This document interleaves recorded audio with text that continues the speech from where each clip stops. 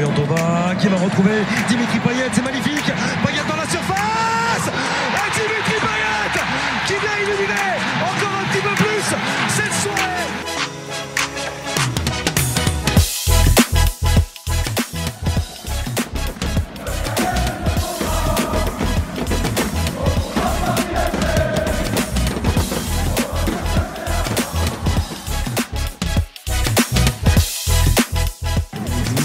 Si ça passe, Kylian Mbappé. Oui, 2-1 pour le gamin Kylian Mbappé qui trompe Willy Caballero.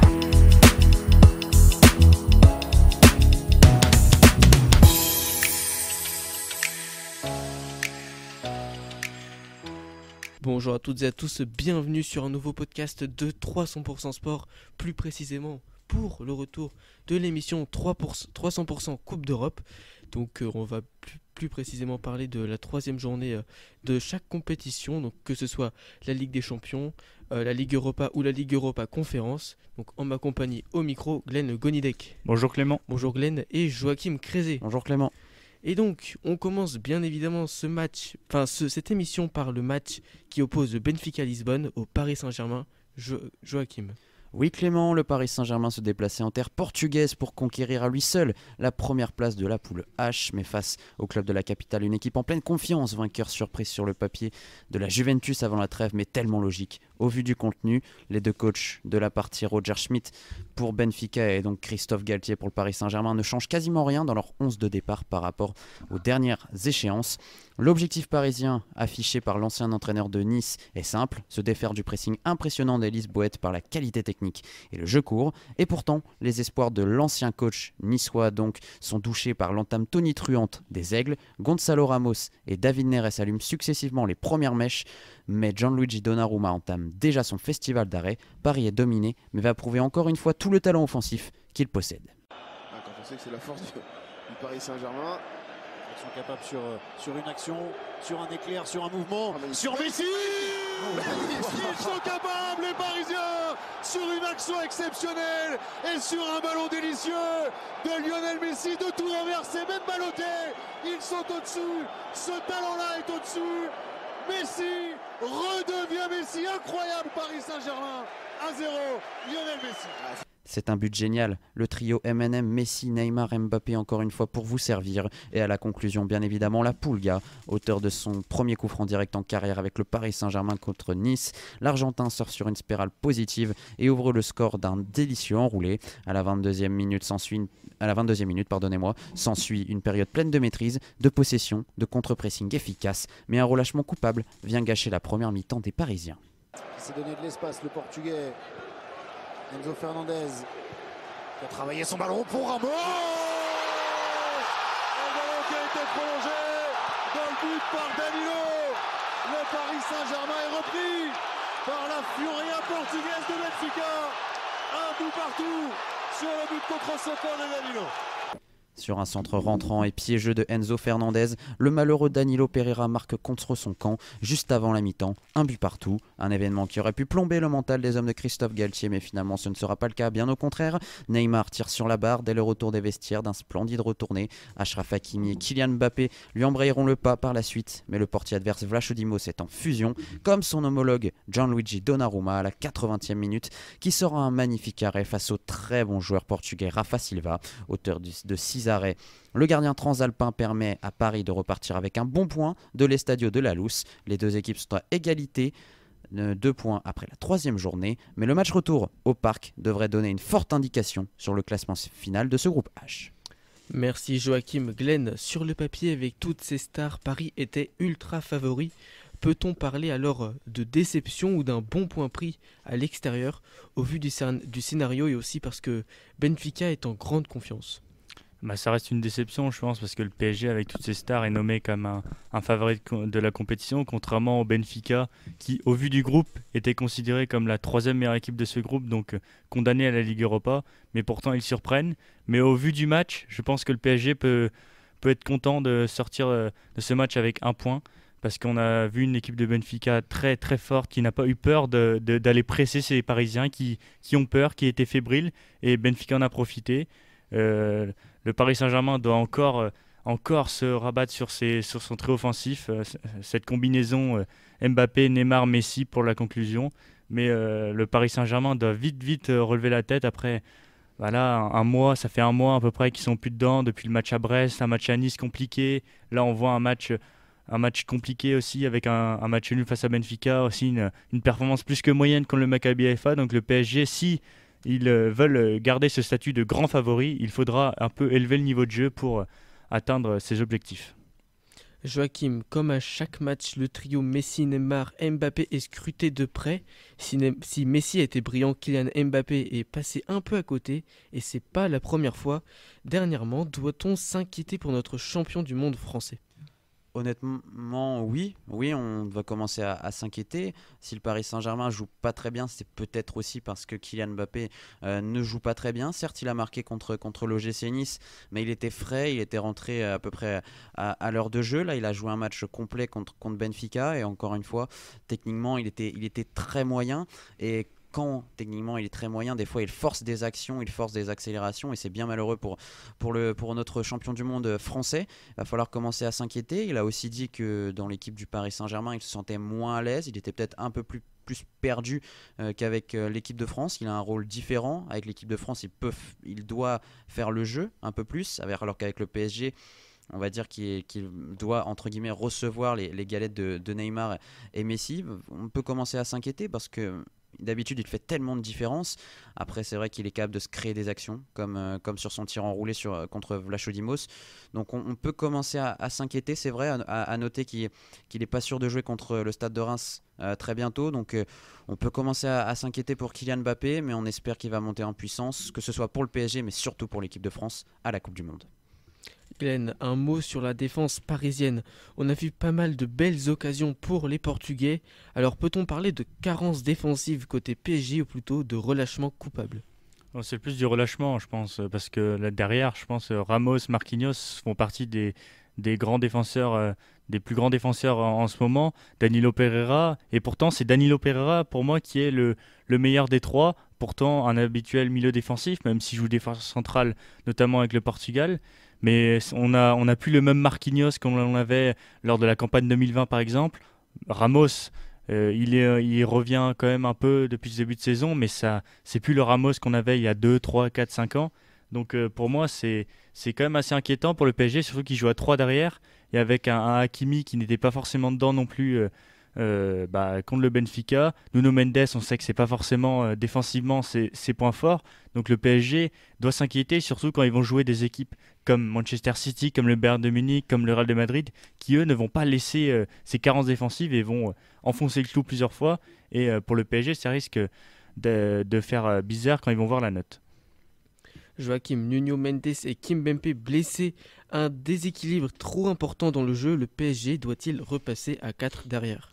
C'est étonnant que tu poses cette question parce que on militait très clairement pour que le PSG passe à 3 derrière, pour que les pistons soient mieux exploités comme Nuno Mendes et Achraf Hakimi. Et maintenant, on est au mois d'octobre et on a envie peut-être déjà de changer le dispositif. C'est une bonne question. À court terme, ce serait peut-être utile parce que Kimpembe est blessé et qu'on joue à 3 derrière, comme tu l'as dit, Glenn. Voilà, Marquinhos, c'est pas super. Danilo est le meilleur des 3 et c'est peu rassurant avec Ramos bien évidemment.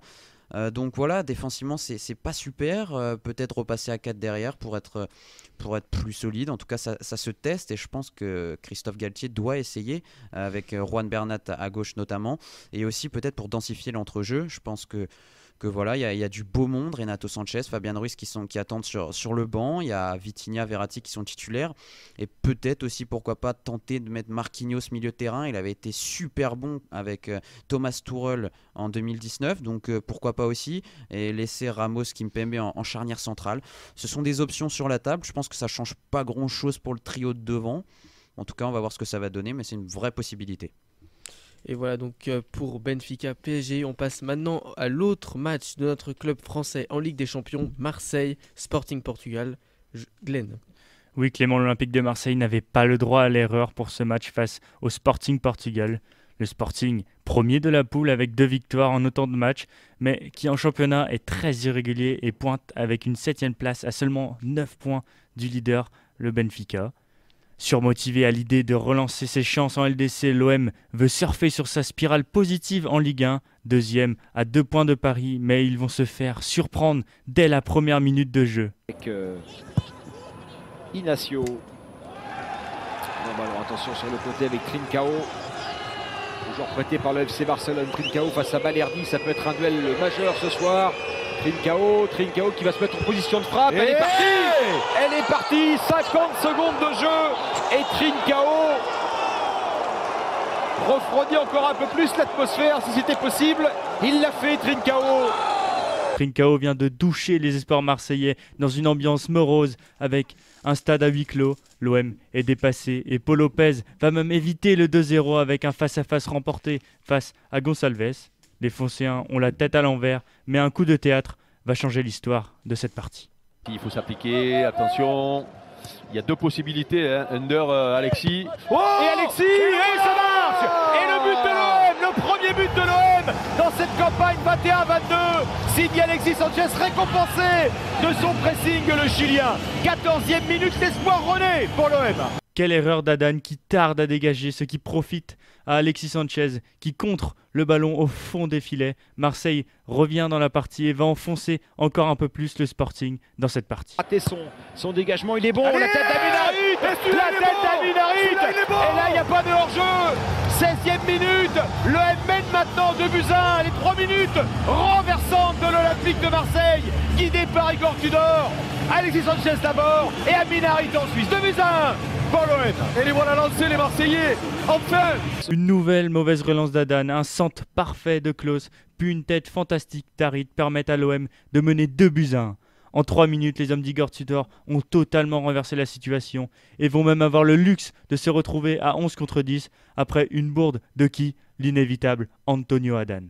Et c'est une régalade, hein, cette passe à Aminarit. Bon ballon de Paul Lopez vers Nuno Tavares, attention. Oh attention, il a touché le ballon de la main, le gardien du Sporting, attention. Tu fais pas le retourner. Pourquoi tu fais pas le... Ah, il y aura rouge, il y aura carton rouge, il a touché le ballon de la main. Il a touché le ballon de la main, le gardien du Sporting, et oui. Et oui. Ah, il nous a tout fait ce gardien ce soir. Catastrophe. Le portier espagnol touche le ballon de la main en dehors de la surface, rouge indiscutable. La soirée cauchemardesque d'Adan se termine donc sur une expulsion. 5 minutes plus tard, Balerdi profite de la mauvaise sortie de Israël tout juste entré en jeu pour catapulter le ballon de la tête au fond des filets. 3-1 pour l'OM, quel scénario! L'OM va pousser pour mettre le 4e, mais le Sporting va tenir et même se créer une occasion de retour des vestiaires avec la frappe de Alexandropoulos qui manque de peu le cadre. L'OM va reprendre le match en main et va même inscrire un 4e but avec à la 84e minute de jeu avec Chancel Mbemba qui va alourdir la note à 4-1. Ça sera le score final de ce match, 4-1, donc une correction qui permet à l'OM de croire encore à la qualification. Merci Glenn. Joachim, Marseille a battu nettement le leader du groupe qui, en plus, était sans son public. Une magnifique performance. Alors faut-il alors s'enflammer pour l'OM ou alors lier cette victoire aux bourdes du gardien ? Difficile à dire parce que c'est forcément un petit peu des deux. L'OM qui d'entrée est douché mais qui a quand même cette réaction. On va commencer par le positif, qui a une belle réaction et qui arrive à revenir et qui dépasse même le Sporting. Donc ça c'est vraiment un super point positif à souligner. C'est une équipe presque à réaction mais qui a aussi beaucoup de mental et ça c'est très positif pour la suite. Après bien évidemment on est obligé de se dire que sans les bourdes de Antonio Adan le match n'aurait pas été aussi facile. Antonio Adan qui relance les Marseillais avec ce dégagement sur Sanchez, Antonio Adan qui est exclu, Antonio Adan même sur le 2e but qui relance très mal. Enfin, c'était un spectacle à lui tout seul, donc forcément on a envie de se dire qu'il a fortement contribué à la victoire marseillaise, mais pas que. Marseille est quand même allé chercher son succès. Glenn, le scénario est assez fou, assez étrange. En plus du huis clos, on a vécu une première période renversante. Qu'est-ce qui a été le tournant du match selon toi ? Pour moi, la première boulette d'Adan, c'est ça le tournant, parce que c'est ça qui le fait complètement sortir de son match.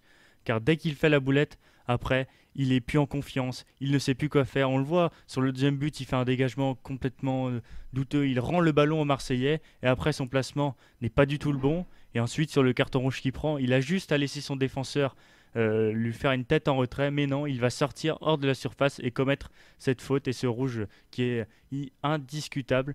Et pour moi, le vrai tournant de ce match, c'est ce but d'Alexis Sanchez qui a aussi remotivé les Marseillais comme... C'était incroyable. Alexis Sanchez qui n'a pas arrêté le pressing sur les défenseurs, sur Adan et même sur Israël quand il est rentré. Et cela a permis à Marseille de reprendre espoir et de faire plonger Adan dans une soirée cauchemardesque. Joachim, en ce mardi, Marseille a inscrit 4 buts dans un match de Ligue des Champions, un total fantastique. Et sur le terrain, il y avait le trio Harit, Sanchez, Under. Ce trio doit-il être aligné dans le 11 de départ de Igor Tudor ? Forcément, comme Marseille l'a emporté 4-1, je ne vois pas pourquoi il ne devrait pas repartir au combat prochainement. Voilà, Harit, Sanchez, Under, c'est un superbe trio. Déjà contre le LOSC, avant la trêve, ils avaient réalisé un super match à E3. C'était la première fois qu'on avait découvert ce trio.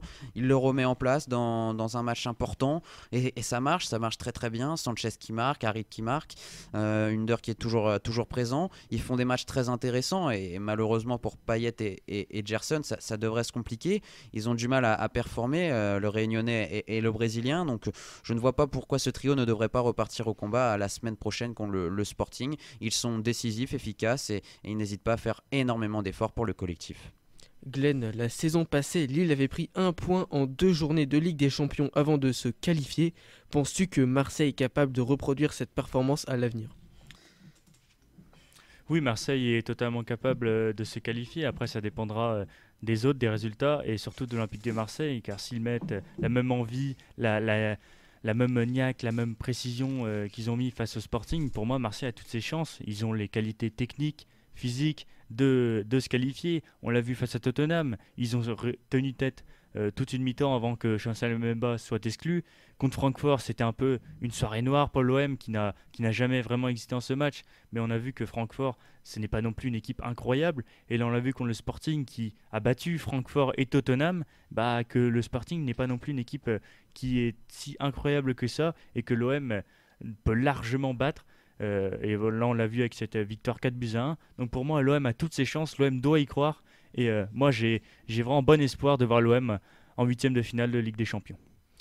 Et voilà donc pour nos 2 clubs français en Ligue des Champions. Autre match très important de Ligue des Champions, Inter Milan, FC Barcelone. Joachim. Oui Clément, le groupe C encore et toujours nous offre à chaque journée des affiches alléchantes sur le papier. En ce mardi 4 octobre, c'est l'Inter Milan et l'UFC Barcelone qui s'affrontaient au stade Giuseppe Meazza. Un match décisif pour la qualification, notamment parce que ces 2 équipes possèdent le même nombre de points avec leur victoire contre Pilsen et leur défaite contre le Bayern. Le nouveau leader de la Liga avec 19 points sur 21 possibles avait les faveurs des pronostics, notamment parce que son adversaire restait sur 2 défaites en Serie A.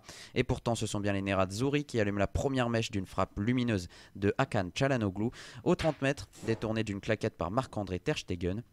Le Barça, quant à lui, à la possession, tente de prendre de vitesse la défense italienne avec son trio Lewandowski, Rafinha, Dembélé, mais manque de précision technique dans la surface adverse, contrairement à l'attaque de l'Inter. Après un but de Joaquín Correa finalement refusé pour une position de hors-jeu, Hakan Çalhanoğlu déclenche une frappe à l'entrée de la surface de réparation et cette fois-ci, elle est dedans. Ouais, parce que l'Inter a moins le ballon. Mais... Super cette diagonale, ce renversement de jeu de Di Marco jusqu'à son pendant de l'autre côté. Darmian, Correa, Lautaro Martinez pour la reprise. Le bras était collé au corps, ça va revenir avec Çalhanoğlu, nouvelle frappe et l'ouverture du score des Nerazzurri. L'Inter grâce à Çalhanoğlu. D'une frappe petit filet, le Turc, ancien joueur de l'AC Milan, offre un avantage à l'Inter. Le Barça est donc contraint de repartir à l'attaque en seconde période et ils le font avec plus d'entrain, notamment avec le tir sur le poteau de Ousmane Dembélé. Quelques minutes plus tard, Pedri pense même égaliser, mais une main de Ansu Fati sera signalée au préalable. Les Catalans poussent jusqu'au bout des 8 minutes de temps additionnel dû à l'assistance vidéo, mais l'Inter tient son succès 1-0 et prend déjà peut-être une option sur la qualification. Merci Joachim. Glenn, le Barça est leader de la Ligue Europa, de la Liga, et pourtant est décevante en Ligue des Champions. Cette équipe est-elle donc surcotée après son mercato ? Pour moi, elle est un peu surcotée parce que tout le monde la compare à des équipes comme City, comme le PSG, même comme le Real. Pour moi, le Barça n'a pas ce niveau parce qu'ils n'ont pas cette cohésion, cette solidité. Le Barça a une très très belle équipe, c'est surtout par rapport à l'année dernière avec l'arrivée de Lewandowski, Dembélé qui revient en forme, Rafinha qui va rentrer très très bon. Mais pour moi, le Barça, on en fait un peu trop dessus. Là, on l'a vu contre l'Inter, ils sont, pour moi, efficaces devant. C'est pas ça, quoi. Pourtant, il y a Lewandowski qui, l'année dernière, enchaîne 40 buts et c'est ça depuis 5, 6, 7 saisons maintenant. Et pourtant, le Barça a mis 0 but contre le Bayern, 0 but contre l'Inter. Bon, contre Pilsen, ça ne compte pas parce que la différence d'écart, la différence de niveau est beaucoup trop grande. Mais voilà, le Barça doit faire beaucoup, beaucoup, beaucoup mieux et ils en sont capables en plus. Mais ouais, le Barça est un peu surcoté, surtout avec son milieu, avec notamment des joueurs comme Pedri, Gavi, où je trouve on leur demande un peu trop et Sergio Busquets n'est plus le Busquets d'il y a 5-6 ans. Joachim, on va parler du résultat Bayern Munich-Pilsen dans quelques instants, mais à la fin de cette 3e journée, le Barça est 3e. L'année dernière, les Catalans étaient sortis dès les phases de poule. Le scénario peut-il se répéter ? Tout va dépendre tout simplement du match de la semaine prochaine. Ça va être un match compliqué. Ils viennent de perdre contre l'Inter de Milan. Donc ça va être un match très compliqué. Il va falloir vraiment l'emporter. S'ils font ne serait-ce que match nul, je pense que les chances du Barça vont être de plus en plus faibles et les chances de les voir en Ligue Europa de plus en plus importantes. Cependant, je pense que le Bayern va régler le sort de ce groupe dans quelques matchs, même voire pour le prochain match face à Pilsen, et donc il y aura une réception du Bayern, d'un Bayern peut-être déjà premier, donc ce sera déjà un avantage, un déplacement à Pilsen, mais si, imaginons, il venait à perdre contre l'Inter, les chances de qualification seraient tout simplement minces, très très minces. Merci Joachim. Enfin, donc autre match important, Chelsea-AC Milan, donc Glenn. Oui, Clément, les Blues devaient relever la tête après un début de campagne en Ligue des Champions catastrophique avec seulement un seul point pris en 2 matchs. En plus, cela a été fait contre les 2 équipes les plus faibles de la poule. Les Milanais, quant à eux, ont fait une victoire et un nul contre ces 2 mêmes équipes. Le match commence fort, surtout du côté des Blues, qui ont bien envie d'enflammer le match devant leurs supporters. Mais Chelsea bute sur un excellent Tatarusanu qui remplace McMahon. Chelsea pousse et va être récompensé à la 24e minute avec le premier but en Ligue des Champions pour le jeune défenseur central français Wesley Fofana. 1-0 donc pour Chelsea. Compris, il fallait pousser derrière leur équipe et encore Chilwell. C'est parti et encore une tête plongeante de Thiago Silva. Cette fois c'est but. Oh, c'est l'ouverture du score avec Fofana qui est allé tromper Tatarusanu à la suite de ses 3 corners consécutifs à la 24e minute. C'est Chelsea qui fait craquer la défense milanaise. 1-0. Fofana va malheureusement se blesser et va être obligé de sortir. Des occasions des 2 côtés, mais pas d'autres buts dans cette première période. 1-0 donc à la pause pour Chelsea. Au retour des vestiaires, Chelsea ne se relâche pas et les Blues vont doubler la mise avec le but de Pierre-Emerick Aubameyang qui va donc faire le break pour Chelsea. 2-0. Chelsea n'est pas rassasié et vont même ajouter un 3e but avec la frappe forte sous la barre de Reece James pour le 3-0 à Stamford Bridge. Chelsea régale ses supporters. Le Milan ne va pas trouver la faille et les ressources pour revenir. Victoire donc 3-0 pour Chelsea qui recolle au classement avec son adversaire du jour, le Milan, qui n'a jamais existé dans son match.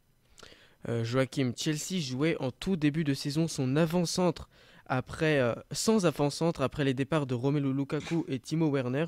Pierre-Emerick Aubameyang est arrivé en provenance du FC Barcelone et a marqué 2 buts lors des 2 derniers matchs. Était-il le chaînon manquant pour les Blues ? Bien sûr qu'il était le chaînon manquant, mais après, bien évidemment, si on avait un joueur de la même classe, de la même trempe que Pierre-Emerick Aubameyang, peut-être que ça aurait été le même résultat. Il manquait juste un avant-centre compétitif, et je pense que Chelsea s'est débarrassé un petit peu trop vite de Romelu Lukaku et Timo Werner, donc forcément, c'était dur au début, ça a été dur, ça s'est confirmé contre le Dynamo Zagreb, ça s'est confirmé contre le RB Salzbourg, mais une fois qu'on retrouve un Pierre-Emerick Aubameyang au top de sa forme, ce n'est plus la même chose, il peut servir de point d'appui, et bien évidemment quand il y a des centres, quand on pense bien évidemment à Chilwell et Reece James qui ont sacré pas de gauche et pas de droite, voilà, Aubameyang il est là pour finir, il est là pour conclure, donc forcément ça change un petit peu la vie, et bien évidemment quand même à noter, on imagine aussi pour la suite la patte de l'ancien entraîneur de Brighton, Graham Potter, ça va être très intéressant à suivre. Merci Joachim. Donc on va passer maintenant au Tour d'Europe Ligue des Champions Express. Donc on commence par la correction de la journée. Du Napoli qui, tenez-vous bien, l'a emporté 6-1 sur la pelouse de la Johan Cruyff Arena contre l'Ajax Amsterdam. Mené 1-0, le leader de la Serie A a retourné totalement la situation au point de même ridiculiser les hommes de Alfred Schreuder. Le pépite transalpine Giacomo Raspadori a inscrit un doublé, puis ce sont Di Lorenzo, Zielinski, Simeone et la sensation Kvaratskhelia qui sont allés de leur réalisation.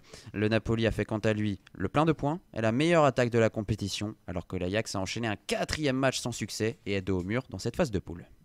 Glenn, un petit mot sur cette équipe de Napoli, leader de Serie A, impressionnant en Ligue des Champions. Qu'est-ce qui a permis à cette équipe de passer un cap cette saison ? Plusieurs choses, notamment leur coach qui fait vraiment un boulot superbe au club, et surtout un mercato très bon avec Kvaratskhelia qui est sorti de nulle part et qui est absolument exceptionnel. Raspadori, on le connaissait déjà un peu plus, mais là il est vraiment devenu un attaquant de pointe de niveau européen. Zielinski qui vraiment est un super milieu, et même des joueurs qu'on n'attendait pas à ce niveau-là comme Zambo Anguissa qui était un peu sur une phase descendante dans sa carrière, qui là, depuis son arrivée au Napoli et surtout depuis ce début de saison, est absolument monstrueux. Et des charnières centrales, Rahamni et Kim Jae, c'est vraiment du solide. Et pour moi, le Napoli il peut faire un très beau parcours en Ligue des Champions, et il le démontre avec 3 matchs, 3 victoires, avec un groupe pas simple, avec l'Ajax et Liverpool, et bien sûr les Glasgow Rangers, mais c'est une équipe un peu plus faible. Le bijou de la journée. Et justement, Glenn, on va en parler, puisque aussi, bien évidemment, dans ce match entre Liverpool et les Rangers, il y a eu un bijou, et c'était celui de Trent Alexander-Arnold, auteur d'un magnifique coup franc lors de la rencontre à Anfield contre les Écossais. Le latéral droit anglais a ouvert la voie à son équipe en inscrivant le premier but de la partie à la 7e minute de jeu. Mohamed Salah a doublé la mise sur pénalty en seconde mi-temps. Victoire 2-0 des Reds après leur succès étriqué 2-1 contre l'Ajax. Liverpool est deuxième, les Rangers dernier avec 0 points. La confirmation de la journée. Du club Bruges qui continue son sans faute dans cette Ligue des Champions après son succès plein de maîtrise contre l'Atlético Madrid 2-0 à domicile. Annoncé comme l'équipe la plus faible de la poule, le champion de Belgique s'affirme encore et toujours comme la sensation de cette édition. Premier avec 9 points et 0 but encaissés, les Brugeais possédaient 6 unités d'avance sur leurs 3 concurrents, l'Atlético Madrid, le Bayer Leverkusen et le FC Porto, après la victoire 2-0 des Portugais sur les Allemands. Les buteurs sont Sowa et Jutgla. A noter le pénalty manqué d'Antoine Griezmann. Revanche annoncée la semaine prochaine au Wanda Metropolitano pour des Colchoneros dos au mur dans cette Ligue des Champions. Glenn, que retiens-tu? La défaite de l'Atlético ou alors la sensation du club Bruges? La sensation du club Bruges, on ne les attendait pas à ce niveau-là. Chaque année en Ligue des Champions, ils finissent 4e ou voire 3e au mieux. Mais là, ils sont premiers du groupe. 3 matchs, 3 victoires. Pour un club qui était destiné à finir 4e et à pourrir au fond de cette poule, ils surprennent l'Atlético, ils surprennent Leverkusen, ils surprennent Porto. C'est vraiment une superbe équipe avec vraiment une belle institution, avec des jeunes joueurs comme Jutgla, Sowa. Vraiment, c'est une équipe qui joue bien au foot et qui est très efficace. Et là, on l'a vu contre l'Atlético qui s'est fait surprendre à son propre jeu, l'efficacité. Et pour moi, c'est vraiment la belle surprise, la belle sensation de cette Ligue des Champions. Et je serais très heureux de les voir faire un très beau parcours dans cette Ligue des Champions. La réaction de la journée. Du Borussia Dortmund qui, malgré sa défaite avant la trêve contre Manchester City, sa défaite après la trêve contre Cologne, a largement dominé une faible équipe du FC Séville, 17e de Liga et peu imposant en Ligue des Champions. Un but marqué, 8 encaissés. Les hommes d'Edin Terzic l'ont emporté 4-1 en Andalousie grâce à des réalisations de Raphaël Guerreiro, Jude Bellingham, Karim Adeyemi et Julian Brandt. Les Allemands ont du même coup pris une option pour la qualification. A noter le limogeage de Rulen Lopetegui et l'arrivée de l'ancien coach de l'OM, Jorge Sampaoli. Le patron de la journée. C'est Manchester City victorieux 5-0 du FC Copenhague à domicile. Erling Haaland a inscrit un doublé après son triplé contre Manchester United. Le Norvégien a inscrit déjà son 20e but de la saison club et sélection confondue. Riyad Mahrez et Julian Alvarez lui ont embrayé le pas. Les hommes de Pep Guardiola ont fait un sans faute lors de leurs 3 premières journées. 3 victoires, 11 buts marqués, un seul encaissé. Un réel patron.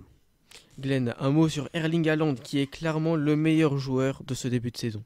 Oui, clairement. Et il est vraiment sur une saison stratosphérique. Et s'il continue à ce rythme-là, je pense que le Ballon d'Or l'année prochaine, on pourra déjà lui donner avant la cérémonie. On n'aura même pas besoin de nommer les 30.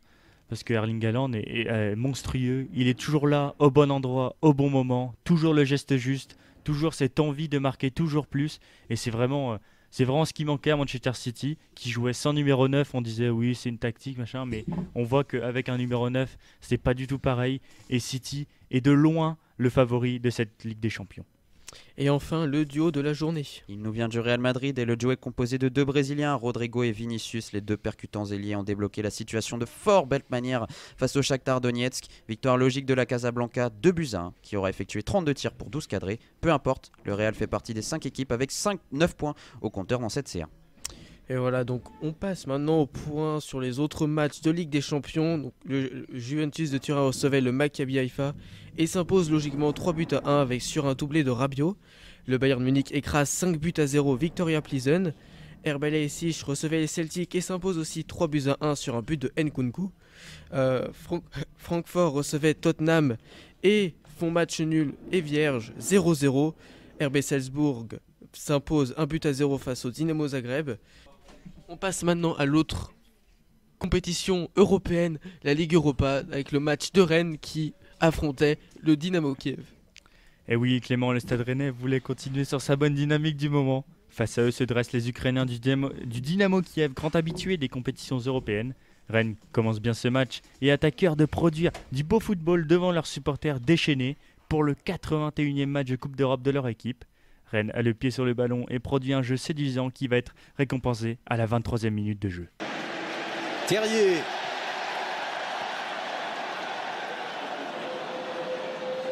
Et Gouiri, la passe pour Terrier, la frappe de Terrier.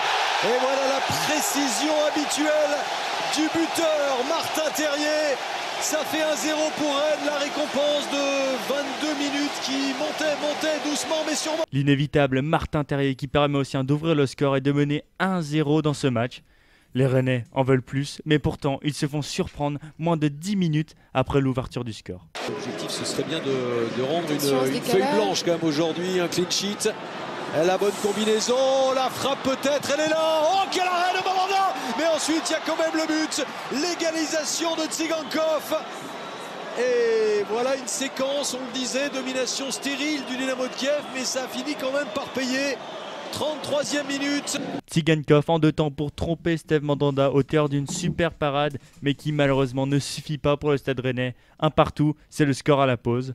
Rennes ne se satisfait pas du match nul et repart à l'attaque, mais les Rennais vont être imprécis et vont peu à peu s'effacer dans ce match avant la 89e minute de jeu et l'éclair d'un petit génie. Vinchak. Ouais, bonne interception de Désiré Doué jusqu'au bout, Désiré Doué. 89e minute.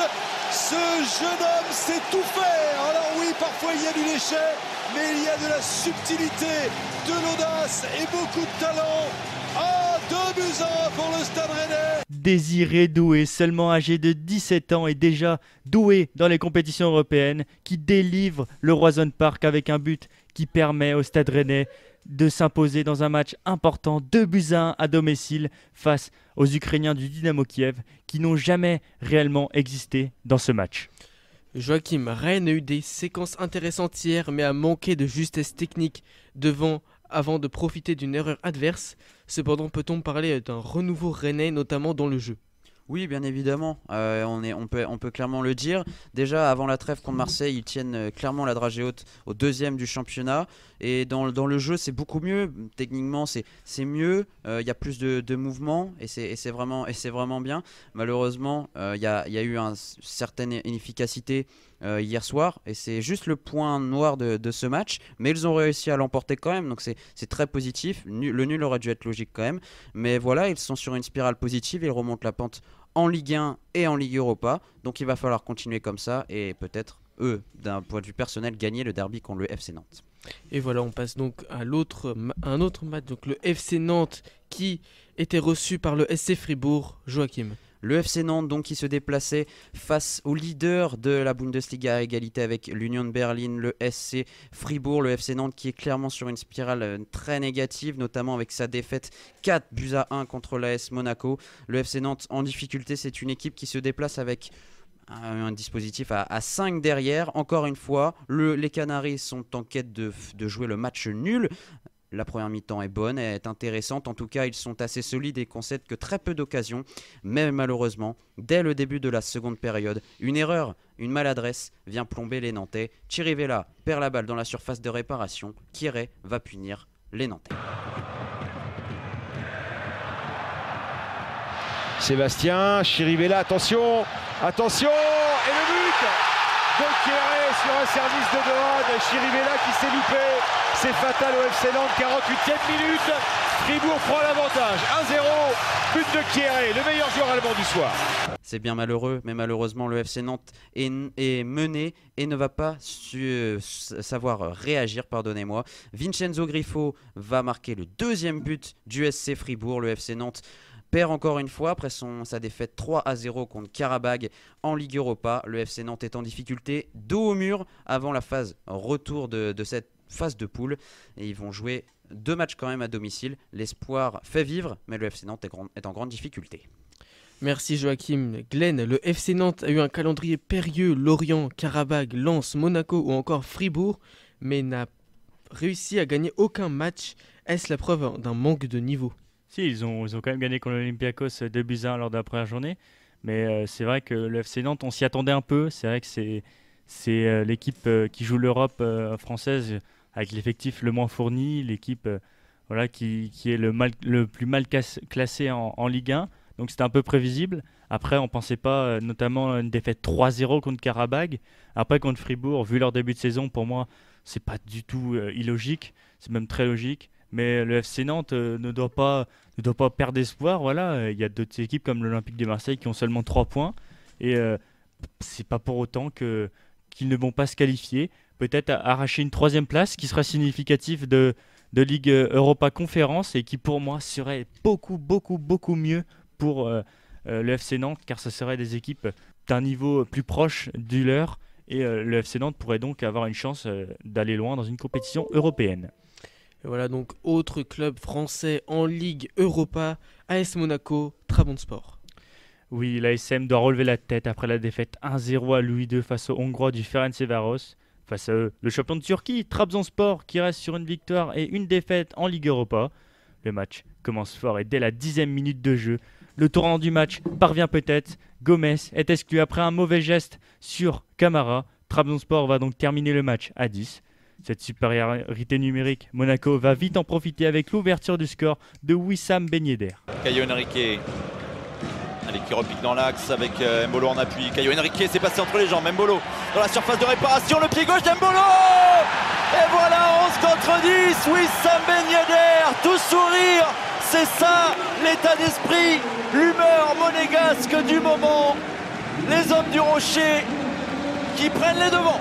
Dès la 14e minute de jeu, il aura fallu seulement 4 minutes aux Monégasques pour profiter de leur supériorité 1-0 pour l'ASM.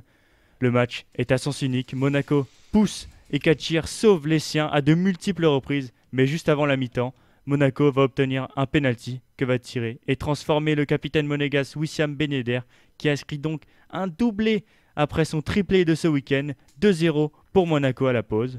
Au retour des vestiaires, le scénario ne change pas et les Monégasques vont même inscrire un 3e but avec la tête plongeante gagnante d'Axel Disasi. 3-0 donc pour Monaco. Après ce but, les Monégasques vont lever le pied et vont se faire punir avec la réduction du score de Bakasetas à la 72e minute de jeu. Monaco va donc repartir à l'offensive mais va buter sur un excellent Kachir qui va éviter une note plus lourde à son équipe. Victoire donc 3-1 de Monaco face à Trabzonspor. Merci Glenn. Joachim, lors des 5 de ses 6 dernières victoires, l'ASM a vu ses avant-centres marqués. Est-ce la forme des embolos de Ben Yedder est le facteur le plus important pour voir le club du Rocher performer? Oui, certainement. Comme par hasard, dès que les avant-centres sont efficaces, l'ASM gagne assez largement, forcément. On sait que c'est une équipe qui est joueuse, l'ASM, donc il y a des centres et tout. Et voilà, les Mbolo, les Ben Yedder sont en confiance. Et directement, forcément, il y a des buts. C'est vraiment très agréable de retrouver un Wissam Ben Yedder très en forme. 5 buts en 2 matchs, c'est super. Et l'ASM, voilà, c'est comme le Stade Rennais. Tout début de saison très intéressant et très mauvais, pardonnez-moi. Et là, maintenant, ils sont très intéressants. Donc on va souhaiter le meilleur pour l'AS Monaco. Et on va terminer cette émission par notre dernier club français en Ligue Europa Conférence, donc Nice, qui était reçu par le Slovako.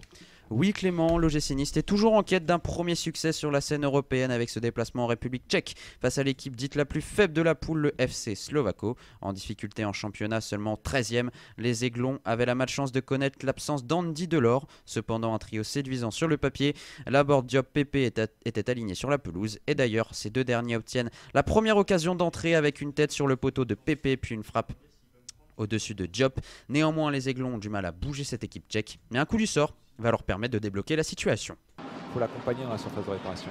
C'est bien Lemina, la remise pour Nicolas Pépé, l'enchaînement, oh la bourde de Philippe Nguyen, elle est dedans. Il y est ce but évidemment. Oh quelle erreur de Philippe Nguyen, le cadeau aux Niçois.